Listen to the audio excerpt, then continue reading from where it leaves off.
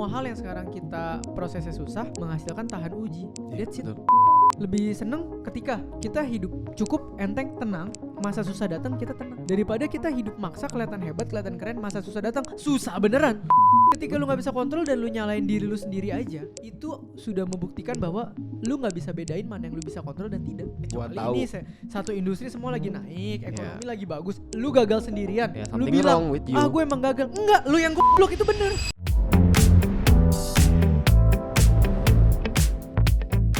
Dari buku Filosofi Teras karya Henry Manampiring. Nih, buku Indo pertama nih. Buku Indonesia pertama yang kita bahas. Gila, kalau gitu lihat dulu deh karya anak Indonesia. 99% orang Indonesia tabungannya itu di bawah 100 juta rupiah. Maka permasalahan di Indonesia itu bukan investasi, tapi earning power. Ini yang akan jadi game changer pertama dalam membangun kekayaan. So buat kalian semua yang pengen memperbesar atau memperbanyak sumber income, gua buat yang namanya kuliah realistis. Kuliah yang fokusnya ajarin lo cara cari duit. Cek langsung YouTube membership di channel Theo Derek dan mari belajar sama-sama di kuliah realistis. Oke Teh, ini buku Indonesia pertama yang bakalan kita bahas. Gokil. Dan kita coba diskusikan gitu ya. Ini tentang stoik Teh bukunya sebetulnya. Gila. Jadi ini gua nggak mempelajari banyak tentang stoik, tapi apa yang gua tahu tentang stoik adalah kita itu bisa happy, bisa hidup tenang ketika memang kita menyadari apa yang di dalam kontrol kita, bukan yang di luar kontrol kita. Kadang kan manusia selalu ngelihat membandingkan sama orang lain yang kadang-kadang di luar kontrol kita. Betul. Gitu. Sesuatu hal yang di luar kontrol kita. Nah itu harusnya nggak boleh dipusingin. Yang harus dipusingin dan dipermasalahkan adalah apa yang bisa kita handle. Ya udah gitu. bener. Oke, itu poin 1. Poin pertama adalah gini. Kunci ketenangan adalah memahami apa yang bisa dan tidak bisa kita kendalikan. Jadi ketika segala sesuatu terjadi dalam hidup kita, kita langsung pilih tuh. Ini dalam kontrol gue nggak ya? Ini di luar kontrol gue nggak ya gitu. Jadi kita hanya fokus sama apa yang ada dalam kontrol. Tuh gue agree banget ya. Maksud gue jadi ngerti kenapa banyak orang bilang gue stoik ya, padahal gue nggak pernah mempelajari stoik. Cuman ketika tadi lu bilang gitu, makanya gue selalu bilang ya, pertama-tama orang tuh harus kenal dirinya sendiri. Karena untuk lu bisa ngerti bener-bener mana yang lu bisa dan lu tidak bisa kontrol, lu harus kenal lu siapa sih. Karena kadang memilah apa yang bisa lu kontrol dan yang tidak bisa lu kontrol aja, orang tetap butuh belajar, Pak. Kadang orang contohnya gitu. Orang bisa ngerasa, contoh nih ya, balik lagi. Lu punya orang tua menengah bawah, kayak gue nih. Lu tiba-tiba pengen jadi pengusaha sukses banget di usia muda. Itu udah jelas ketika lu ngerasa lu gagal, ketika lu ngerasa lu gak bisa nyampe situ, cuma karena kurang motivasi. Atau cara berpikir lo yang salah, lu gak kenal diri lu tuh. Lu kira lu bisa kontrol itu dan melawan semua privilege itu. Gak bisa, itu justru gak bisa dikontrol. Sama kayak anak orang kaya banget mau hidup sesusah lu, gak bisa. Karena ya memang di sini pun ditulis bahwa background di mana kita dilahirkan itu di luar kontrol kita. Ini bukan menjadi optimis dan pesimis, enggak. Ini membuat lu harus tahu titik start lu di mana. Kalau lu tahu titik start lu di mana, lu akan ngerti yang benar-benar bisa lu lakukan. Apa? Sehingga lu bisa fokus ke sana. Sehingga lu bisa tenang, bahagia dan maksimal. Masalahnya untuk bisa membedakan yang betul-betul dalam kontrol kita atau enggak aja, kita harus tambah dewasa, Pak. Iya betul sih. Gue selalu bilang, lu mau lawan privilege pakai motivasi, mati. Iya kan? Bisa kok, yang penting ambil resiko. Mati. Lu mau ambil apa? Bisa kripto beris, mati gak lu sekarang? Mati. Oh bisa kok saham beris, mati gak lu sekarang? Betul. Oh bisa kok bisnis economic downturn. Benar. Oh bisa kok ini pandemi. Iya. Terlalu banyak hal di luar kontrol kita. Yang kita harus ngerti mana yang di dalam kontrol, mana yang di luar kontrol. Karena contoh, gue dan Billy pernah ngerasain waktu pandemi pameran kita mati, kita aja masih mikir, apa kita salah ya jalanin pamerannya, sehingga pas pandemi mati. Kan goblok. Mindset kita juga sempat salah ya. Pandemi gak bisa lu kontrol. Ketika terjadi bisnis lu turun, karena lu nonton konten motivasi bisnis, lu ngerasa ada yang salah sama otak lu. Gak ada. Lu ngerasa bisa bisnis, yang penting fokus. Pala lu tuh lawan pandemi. Iya, lawan pemerintah kita waktu itu kalau kita buka event kan. Lawan aturan. Bener. Lawan virus. Pada saat itu kita merasa kondisi bisnis pun bisa kita kontrol kalau kita pintar. Mati, bener. Pak. Bener. Itu yang dijual sekarang. Selalu kayak gitu. Ya, so waktu itu kita berpikirnya apa yang di dalam kontrol kita adalah ya ini apa yang bisa kita lakukan dengan skill kita saat ini. Kita coba pivot. Pikiran kita kontrol, strateginya kita kontrol. Nah, itu kan akhirnya kita bisa menerima bahwa ini di luar kontrol kita dan mana yang di dalam kontrol kita. Tapi banyak orang sampai tahap ini aja miskonsepsi. Iya, betul. Dan kita pernah di sana, kalau nggak kita nggak akan ngomong gini. Dan kita stres loh waktu itu. Berapa banyak sih sekarang entrepreneur yang kita ketemu, gila gue udah coba semua cara, gue segala macam, aduh gue stres banget, emang gue goblok kali jadi entrepreneur. Bukan lu goblok, emang ekonomi turun mau gimana.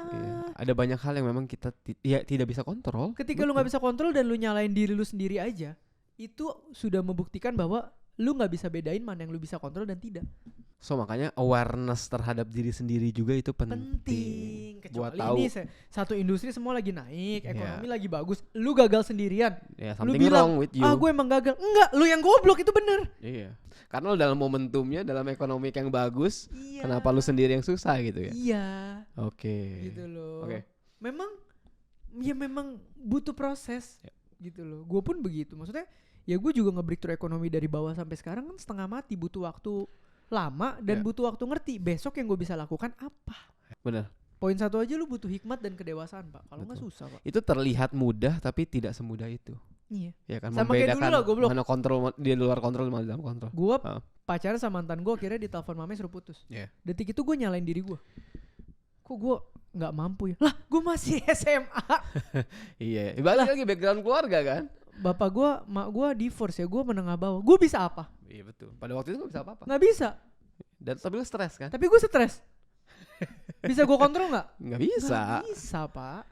Nah, udah terima, jalan. Emang gak bisa dikontrol, let go. Iya. Tapi yang menarik adalah selalu ada yang bisa dikontrol. Which is perasaan lu kan? Respon kita. Respon lu. That's it. Perasaan lu, respon lu, pikiran lu. That's it.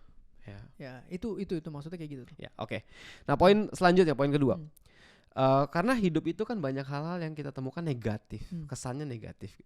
Dia bilang di buku ini, kebanyakan penderitaan itu datang dari emosi negatif yang tidak dikendalikan. Betul. Jadi emosi negatif itu tidak salah. Benar. Kayak let's say kita ngomong apa emosi negatif, marah. Semua emosi valid. Ya, iri juga valid. Iya, betul. Envy itu valid. Tapi yang bahaya adalah ketika itu dikasih makan terus, kita nggak bisa kontrol, lama-lama emosi yang kontrol kita. Betul, lama-lama buahnya maut. Iya. Dan lama-lama negatifnya jadi makin gede. Kalau di versi kita tuh ada selalu ditulis kayak dosa yang dibuahi buahnya adalah maut. Sama. Emosi negatif yang muncul, kasih makan terus, dipikirin terus, dihidupin terus, buahnya maut, hidup lu hancur. Sama dengan segala, sesimpel inilah, Pak. Lu dendam sama orang. Terus orang bilang kan, maafin deh. Ketika lu bisa maafin orang, emang impactnya buat orang itu? Bukan. Buat diri lu sendiri. Ketika lu bisa maafin orang, yang selamat diri lu bukan orang itu. Udah gak ada hubungannya. Karena emosi negatifnya udah gak ada. Iya, karena emosi negatifnya ketika lu bisa maafkan dari lu lepaskan. Tapi kan orang kadang mikir, enak banget dong dia yang salah, gua maafin aja. Lah buat dia mah gak ada urusannya. Gak ada urusannya. Iya. Lu lagi menyiksa diri lu sendiri. Itu aja lu harus ngerti loh, mana yang bisa lu kontrol, mana yang enggak, mana yang impactnya ke diri lu sebetulnya atau mana yang ke orang lain. Berarti emosi di sini juga kita bisa kontrol ya? Iya, bisa, Pak. Tapi kan memang itu tidak gampang. Bener gak? Sama kayak gini lah, Pak. Kita sharing edukasi ke orang. Orang bilang, iya kita pengen jadi berkat segala macam. Betul, orang terberkati. Lah emang kita yang sharing edukasi gak terberkati? Banget. Terberkati. Bahkan dengan sharing aja kita bisa tambah pinter. Itu udah ada surveinya bahkan. Iya. Dengan ngajarin orang, kita makin elaborate lagi dan makin memahami lagi apa yang kita pelajari. Iya. Iya gak? Betul. Jadi kadang tuh banyak hal intangible yang gak kelihatan. Ketika kita lakukan, impactnya tuh buat diri kita sendiri loh. Padahal fokusnya buat orang lain. Bener. Gue merasa kita makin lama makin pintar karena kita banyak sharing. Itu gue setuju sih. Bahkan ada satu momen ketika kita pengen sharing, kita akan ngulik lebih dalam. Dan ketika ada sesuatu hal yang susah, biasa kalau seandainya kita cuma baca buku buat kita doang, males berhenti. Kita skip. Iya. Ini lu cari tahu. Ini kita cari tahu maksudnya dia sampai apa. Sampai dalam-dalam nih. Iya, maksudnya dia apa ya? Karena kita pengen jelasin orang. Iya. Pengen bikin orang tambah pintar. Betul. So itu juga jadi impact ke buat diri kita juga. Betul. Oke, ini baru poin 2 udah menarik ya. Tadi lu bilang juga statement bahwa semua emosi, even valid. valid. Cemburu kayak apapun, marah kayak itu valid. Jadi kalau lu ngerasain marah, jangan nyalain diri lu. kok gue udah stoik tapi gue masih bisa marah ya? Ya bisa. Kok gue tiap hari udah ke gereja atau gue tiap hari udah berdoa masih bisa iri ya sama orang lainnya? Ya bisa. Bisa, betul. Gak ada hubungannya. Yeah. Lu akan terus bisa merasakan seperti itu. Tapi bedanya lu belajar stoik atau agama apapun adalah respon lu terhadap emosi tersebut. Itu. Kalau di versi kita dibilang kok marah boleh nggak? Boleh. Tapi jangan sampai matahari terbenam. Betul. Jangan beda hari lah. Artinya apa? Emosi lu valid gak? Valid. Tapi lu dikasih waktu merespon itu sampai matahari terbenam. Sehingga abis itu lu merasa lebih enak. Dan itu realistis loh. Dia kasih waktu kan. Kasih waktu. Sehari. Matahari terbenam. Iya. Kalau lu marahnya pagi lu ada waktu 6 jam minimal buat tenangin diri. Betul. Kecuali lu marahnya 7 kurang 15. Ya udah terbenam. Ya udah gelap. Mungkin besoknya. Ya. Oke. Poin selanjutnya. Masa sulit adalah bagian normal dari kehidupan. Bener. Kayak banyak orang kan stres gara-gara aduh masa sulit ya segala macam. Percayalah, ketika kita cerita masa sulit, semua orang juga lagi sulit. Iya. Jadi itu adalah fase atau bagian hidup yang normal. Jangan dipikir orang kaya, anak orang kaya gitu kan tidak sulit juga. Sulit juga. Kemarin juga kita ngobrol sama teman kita, backgroundnya luar biasa. Stresnya stres sendiri lah. Mungkin lu bilang, wah bapak lu mah orang hebat, lu enak. Enggak juga. Ya memang mungkin semua orang plus minusnya di tempat masing-masing ya. Tapi punya bapak hebat juga kadang-kadang ketika lu nya gak bisa keep up sama ekspektasi orang sama bapak lu, stres katanya. Stres juga. Lu bisa gila makan, katanya. Lu bisa makan cukup, liburan enak, tapi otak lu rusak. Ya semua punya challenge-nya masing-masing lah. Gak bisa menghakimi hidup orang gitu. Iya betul. Jadi ya masa sulit itu normal. Iya, dan ya ingat teman-teman, masa tough times itu creates lo punya quality. Dan by default gitu, semua hal yang sekarang kita prosesnya susah menghasilkan tahan uji. That's it udah. Betul.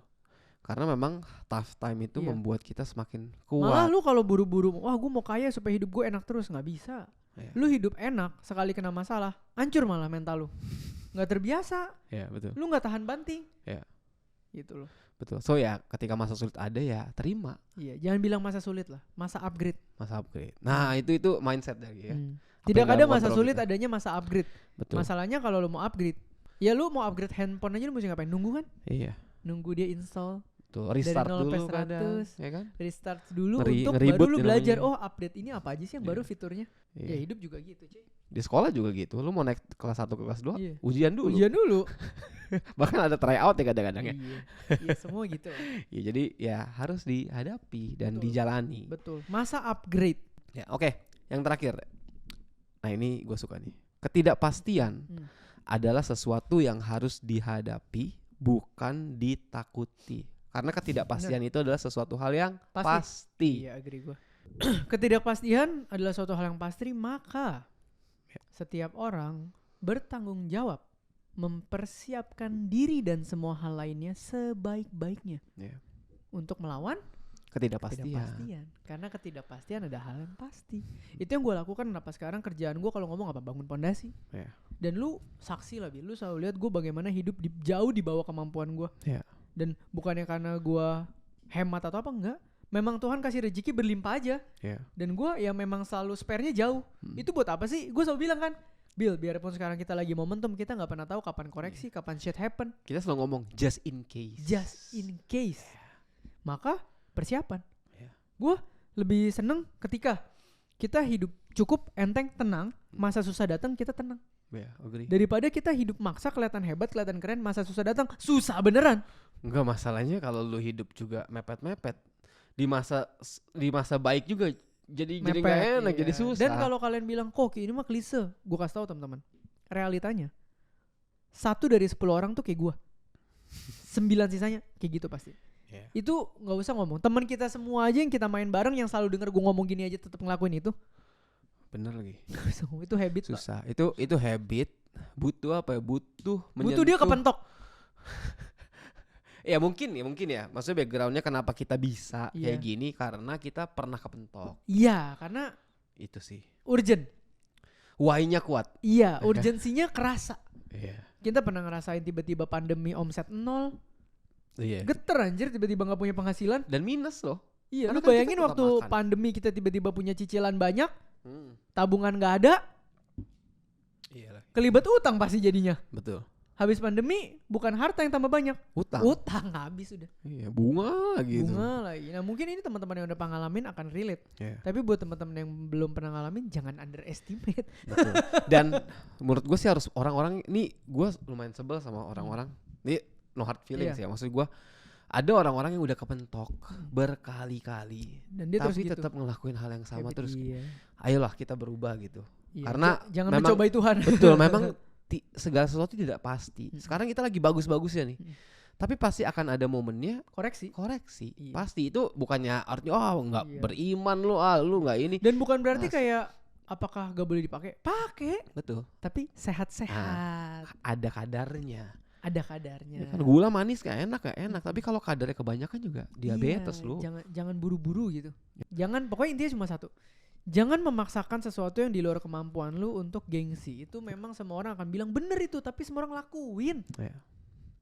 Dan banyak orang di sekitar kita yang akhirnya berantakan ya karena ini. Gitu loh. Tidak siap menghadapi ketidakpastian. Iya. Padahal ketidakpastian kan pasti. Sekarang siapa yang nyangka sih Venezuela sehari presidennya hilang? Iya betul. Dan Iran kemarin tiba-tiba 2 hari. Ngomong apa? Bener gak? Iya. Gak bisa. Selalu ada. Betul. Ya ketidakpastian selalu ada. Iya. Dan pasti. Makanya kita harus selalu mempersiapkan diri. Betul. Sebaik-baiknya. Betul. Ya kayak istilah zaman dulu kan sedia payung sebelum hujan. Iya. Hujannya kapan nggak tahu. Yang pasti bakalan ada hujan kok. Iya. Kayak mungkin zaman dulu tuh, kalau zaman dulu kan zaman banjir, kalau sekali banjir gila kan. Ya zaman dulu mungkin orang-orang yang udah pernah ngerasain banjir udah tahu. Ntar terlepas banjir atau enggak, gue stok telur sama Indomie dulu deh misalnya. Atau stok apa nih. Begitu benar-benar kejadian, ini masih bisa makan di rumah. Betul. Kan itu yang kita jaga. Iya betul. Oke, Teh, berarti filosofi teras ini nice ya. Buat teman-teman harus baca secara fullnya sih. Duduk di teras. Betul. Ya itu filosofinya sebenarnya duduk minum kopi. Karena gue yakin nih dia lagi duduk di teras minum kopi di Bandung lah minimal. Persis, gue baca kenapa ini buku namanya filosofi teras. Karena di teras itu biasa tempat merenung, berpikir, menjernihkan pikiran. Dapat gitu tiba-tiba. Stoik banget sih. Sambil ngopi gitu. Iya. Tapi buka puasa dulu ya. Oke. Selamat, semangat menunaikan ibadah puasa buat teman-teman semua yang puasa. Good luck. Sampai ketemu di segmen dari buku selanjutnya. Ya.